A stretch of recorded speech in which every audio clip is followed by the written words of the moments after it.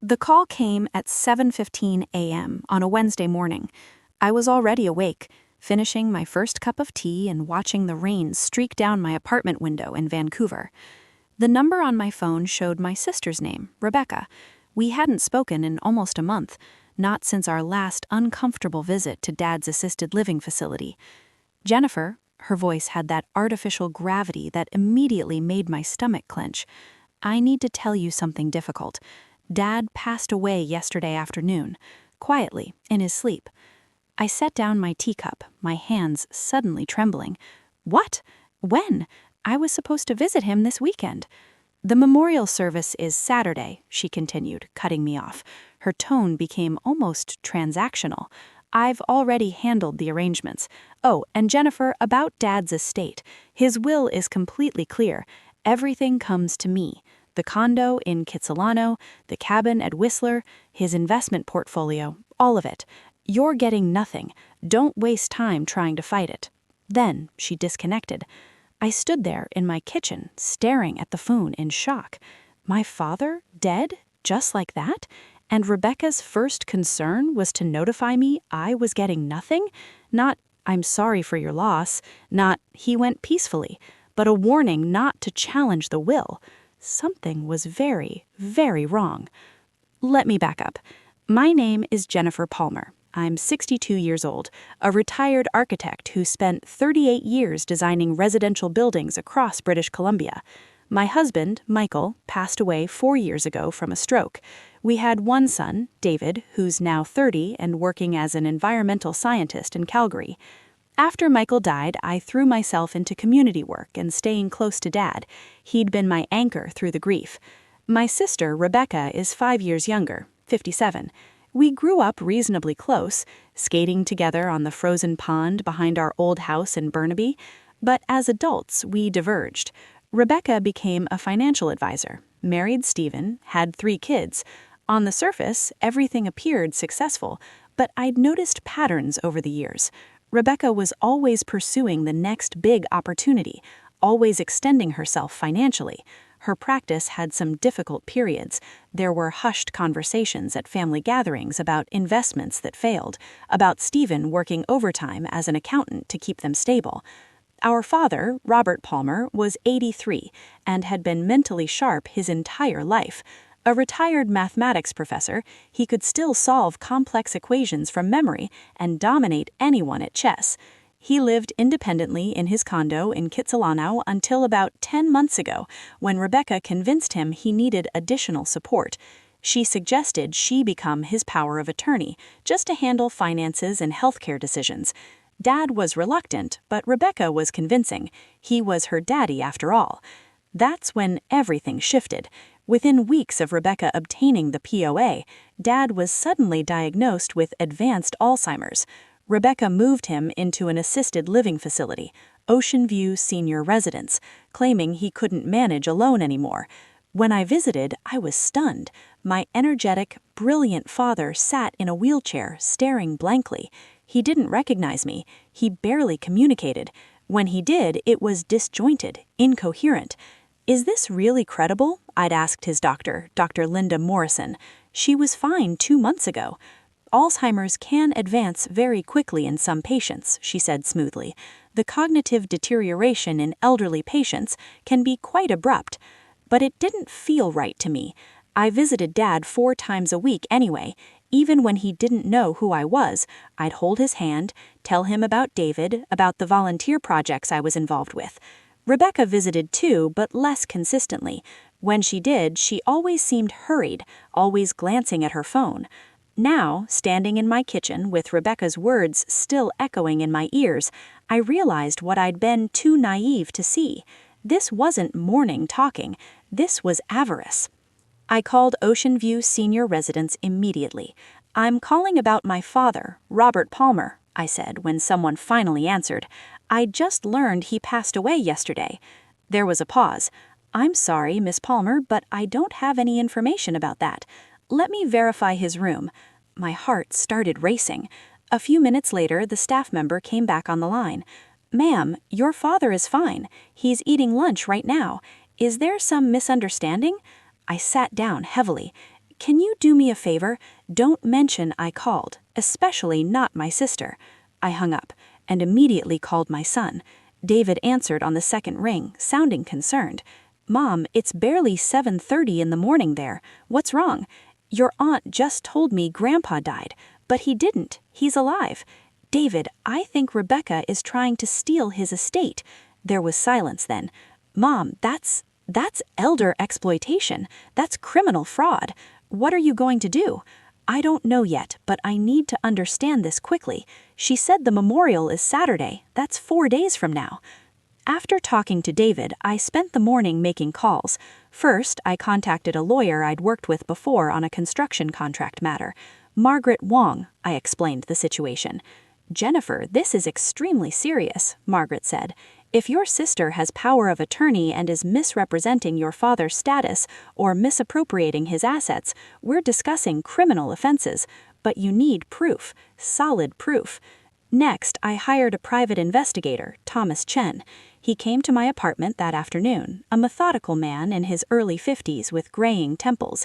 "How long has your sister had POA?" he asked, taking notes. 10 months, right after Dad supposedly developed Alzheimer's. "And before that, your father was capable?" "Absolutely. He was tutoring students online, playing chess at the community center twice weekly. Then suddenly he couldn't remember his own address."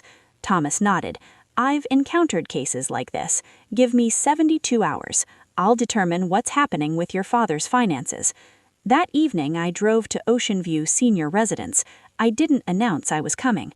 When I reached Dad's room, he was sitting in his usual wheelchair by the window, staring out at the darkening ocean. His white hair was thinner now, his face more weathered than I remembered. But something about him seemed different tonight, less sedated, more aware. "Dad," I said softly, pulling up a chair beside him. He turned slowly, those familiar blue eyes meeting mine.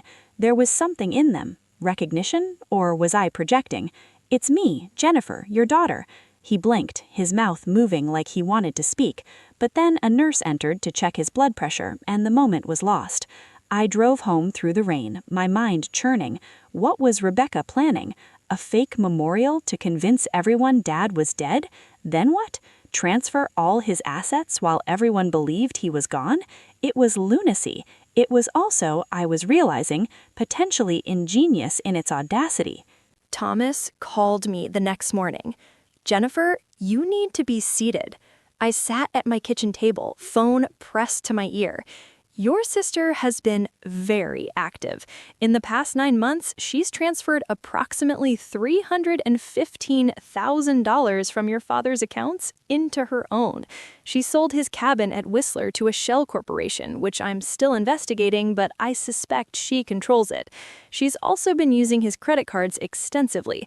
And Jennifer, the doctor who diagnosed your father's Alzheimer's, Dr. Linda Morrison, she attended medical school with your sister. They've been friends for 25 years. I felt nauseated. So Dad's Alzheimer's could be drug-induced. If he's being overprescribed sedatives or antipsychotics, it would explain the rapid cognitive decline and the vacant behavior. That's essentially poisoning. That's what we need to establish. I'm obtaining copies of his medical records, but that requires time. Meanwhile, I'd recommend you visit your father again. Document everything. Record interactions with your sister if possible. British Columbia allows single-party consent recording. That afternoon, I was back at Ocean View. I'd brought my phone, prepared to record anything suspicious. But when I arrived at Dad's room, it was empty. A nurse I didn't recognize was straightening the bed. "Where's my father?" I asked, anxiety rising. "Oh, Miss Palmer, your sister took him out for fresh air. She said he needed a change of scenery." My blood turned cold. "When?" "About 2 hours ago." I rushed to the parking lot, but Rebecca's silver Lexus was already gone. I tried calling her. No answer. I called 7 times. Nothing. Finally, 4 hours later, they returned.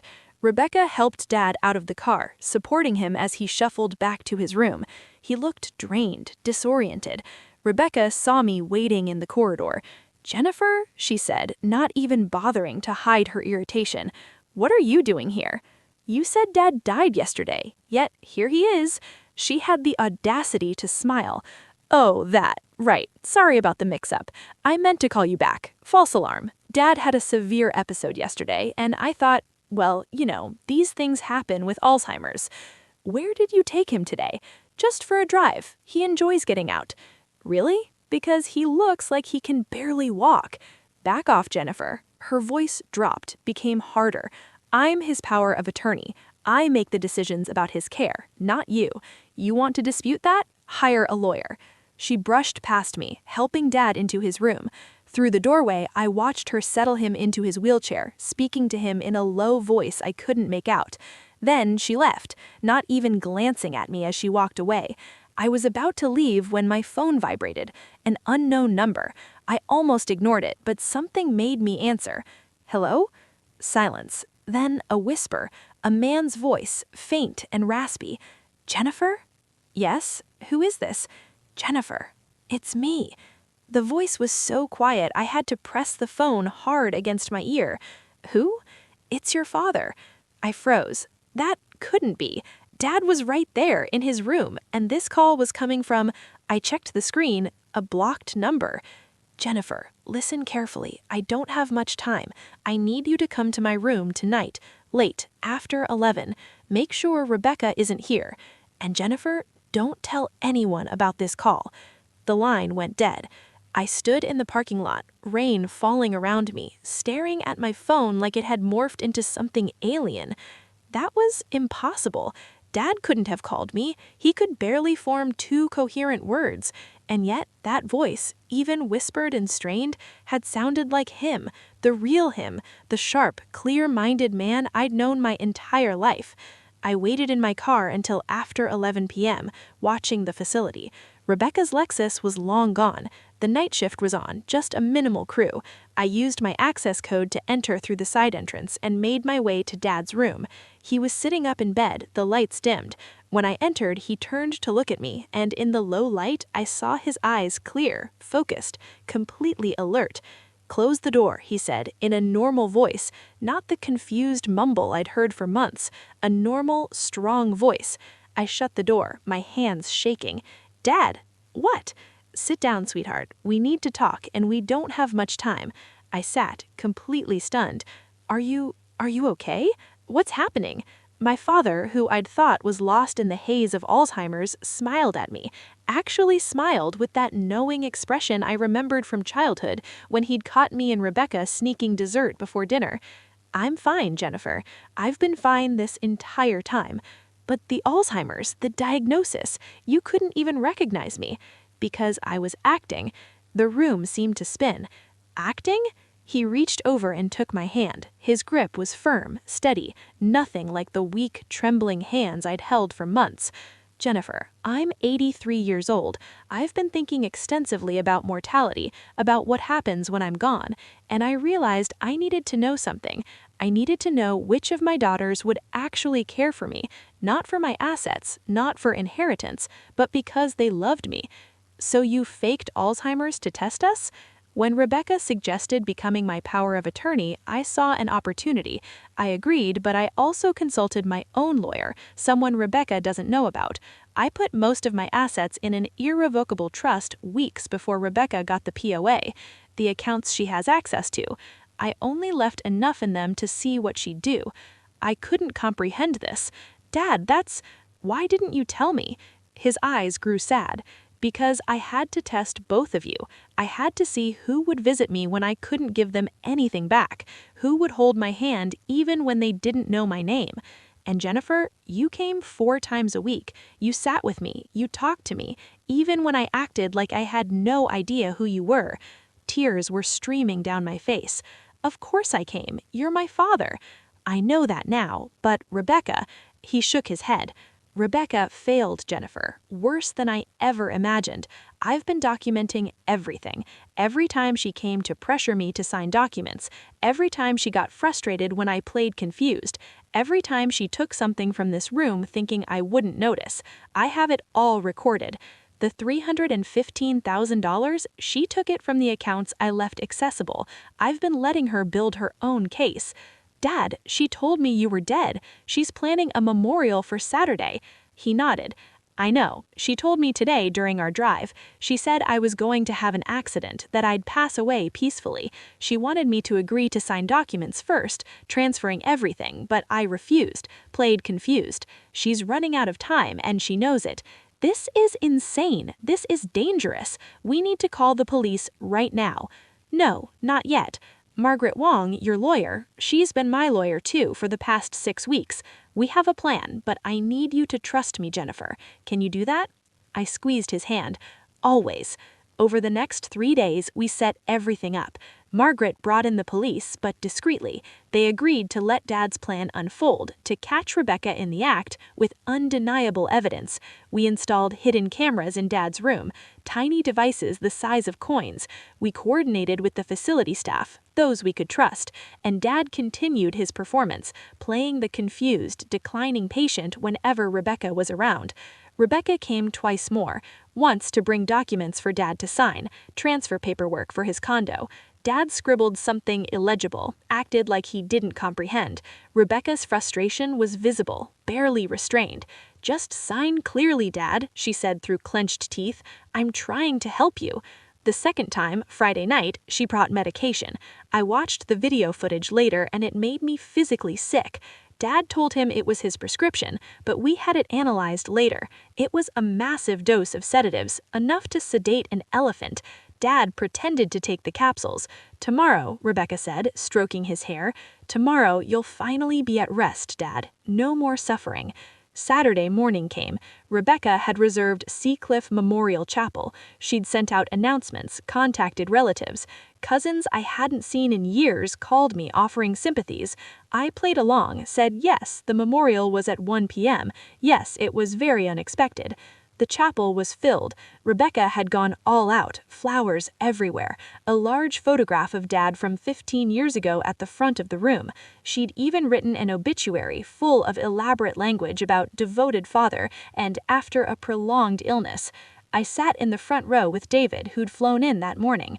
Rebecca sat across the aisle with Stephen and their kids. Her face was composed, appropriately mournful.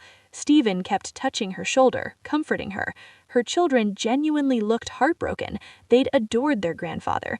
At exactly 1 p.m., Rebecca stood up to deliver the eulogy. She walked to the podium, adjusted the microphone, and began to speak.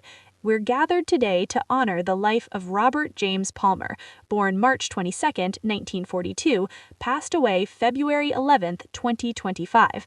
Dad was an extraordinary man, a professor who inspired young minds for 40 years, a father who always prioritized his children, and in his final months, he trusted me to care for him. He knew I would safeguard his interests, manage his affairs, and ensure he was comfortable." She paused, her voice catching with emotion that I now knew was completely manufactured. "Dad always loved me most," she continued. "He told me so countless times. He knew I was the dependable one, the one who would handle everything. He wanted me to have his condo, his cabin, everything he'd built because he trusted me to use it responsibly, to take care of the family." I stood up. Every head in the room turned. "That's fascinating, Rebecca," I said loudly. "Want to tell everyone where Dad really is right now?" Confusion rippled through the room. Rebecca's face went pale. "Jennifer, sit down. This isn't appropriate. Where's the body, Rebecca? Where's Dad's body? He's being cremated. We discussed this." "Really? Because I called the crematorium. They don't have him." Stephen grabbed Rebecca's arm. "Rebecca, what is she talking about?" The doors at the back of the chapel opened. Every person in the room turned, and there, framed in the doorway, was my father. He walked in slowly, using a cane, but his posture was straight and his eyes were sharp. Behind him, 2 police officers in uniform followed. The room erupted. People stood up, gasping. Someone shrieked. Rebecca's daughter burst into tears. Dad made his way down the aisle. When he reached Rebecca, he stopped. "Hello, daughter," he said clearly. "I'm not dead, but your inheritance is." Rebecca's mouth opened and closed like a fish. "Dad, you're confused. You're sick. This is a mistake." "I'm not confused, Rebecca. I've been recording everything for the past 10 months. Every threat, every theft, every time you tried to get me to sign documents transferring my assets to you, every time you drugged me to keep me compliant." He turned to the assembled crowd. Many of them were crying now, some in relief, others in shock. "I apologize for deceiving all of you," Dad said clearly, "but I had to know the truth. I had to see what my daughter would do when she thought I was helpless, and what I discovered broke my heart." One of the officers stepped forward. "Rebecca Palmer, you're under arrest for elder abuse, theft over $5,000, fraud, and attempted estate fraud. You have the right to remain silent." Rebecca tried to flee. She actually tried to push past the officer and run for the door, but she only made it 2 steps before she was restrained, handcuffed. Her kids were sobbing. Stephen stood frozen, his face a mask of horror. As they led Rebecca away, she shouted back at Dad, "I'm your daughter. You can't do this to me. I needed that money." Dad watched her go, tears streaming down his face, but his voice was steady when he spoke. "You were my daughter, but you stopped being my child the moment you decided my life was worth less than my bank account." The legal proceedings took months. Rebecca initially tried to contest the charges, claiming Dad was actually incompetent and she was just trying to assist, but the evidence was overwhelming. Video footage of her trying to force him to sign documents, audio recordings of her threats, bank records showing the theft. Dr. Morrison's testimony, after she was granted immunity, about how Rebecca had pressured her to prescribe unnecessary medications. In the end, Rebecca pled guilty. She got 6 years in prison, was ordered to repay the $315,000 she'd stolen, plus $75,000 in fines. She lost her financial advisor certification permanently. Stephen divorced her, got full custody of the kids. They were shattered, but David and I tried to remain in their lives, tried to be the stable family they needed. Dr. Morrison lost her medical license. She'd knowingly prescribed dangerous medications to an elderly patient at the request of her POA without proper assessment. The College of Physicians and Surgeons of British Columbia was not forgiving. As for Dad, he moved into a small townhouse near my apartment. He was done with the large condo, done with maintaining property. He wanted to be close to family, to David when he visited, to me. We had dinner together 3 times a week. He volunteered again, this time at an elder abuse prevention organization, sharing his story to help others recognize the warning signs. We established the Robert Palmer Senior Protection Initiative with part of the money Rebecca had returned. It provides legal assistance to elderly people fighting financial exploitation cases and funds educational programs about POA responsibilities. One evening, about a year after everything happened, Dad and I sat on my balcony, watching another Vancouver rainfall. He held a mug of coffee, wrapped in a thick sweater. "Do you ever regret it?" I asked. "The way you tested us?" He was quiet for a long time. "I regret that it was necessary. I regret that my own daughter could do what she did. But Jennifer, I don't regret discovering the truth. I had to know who would love me when I had nothing to give." "You gave me everything that mattered," I said. "You taught me integrity. You taught me that doing the right thing matters even when it's hard, especially when it's hard." He smiled, reaching over to squeeze my hand. "And that's why you passed the test. Not because you visited me, though that mattered, but because even when you thought I was gone, even when you thought you were getting nothing, you fought for what was right. You didn't let Rebecca get away with it. You protected me even when I couldn't protect myself. That's what family does. Real family." "Yes, but blood doesn't make you family, Jennifer. Love does. Choice does. Showing up does. Rebecca was my blood, but she stopped being family the moment she decided I was just an asset to liquidate." We sat in comfortable silence, watching the rain fall on the railing, on the bare branches. Inside, I could hear my phone buzzing. David, probably calling from Calgary for our weekly check-in. Dad's lawyer, maybe, with updates on the charitable initiative. Life moving forward. Dad looked at me, his eyes still sharp and clear. "You know what the saddest part is?" "What?" "If Rebecca had just asked, if she'd just been honest about her financial struggles, I would have helped her. Not with everything, not enabling poor decisions, but I would have helped. Instead, she chose to steal. She chose to treat me like I was already dead, and that choice cost her everything." I didn't know what to say to that, so I just held his hand.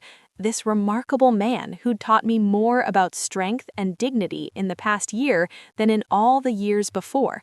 He'd survived betrayal by his own daughter, orchestrated his own rescue, and came out the other side determined to help others. That's the thing about family, the real kind.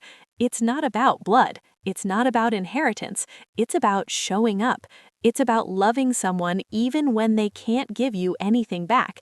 It's about fighting for what's right, even when it means standing against your own sister.